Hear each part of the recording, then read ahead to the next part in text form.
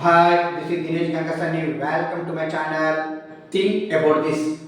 ప్రస్తుతం కాంగ్రెస్ పార్టీలో అంతర్గత విషయాలను పరిశీలిస్తే ఒక మండుతున్న అగ్నిగోళంలాగా ప్రస్తుతం కాంగ్రెస్ పార్టీలో సిచ్యువేషన్ ఉన్నట్టుగా కనబడుతుందండి.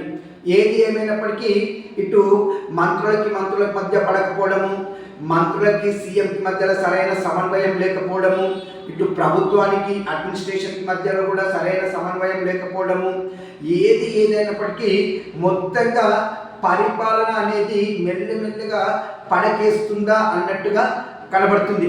మొత్తంగా ఏదో మార్పు తీసుకొస్తామని చెప్పేసి అడ్డగోలు హామీలు ఇచ్చి అధికారంలోకి వచ్చినటువంటి కాంగ్రెస్ ప్రభుత్వము మొత్తానికి తెలంగాణని ఒక దివాలా తీసే పరిస్థితికి తీసుకొస్తుందా అనేది మాత్రము స్పష్టంగా కనబడుతుందండి.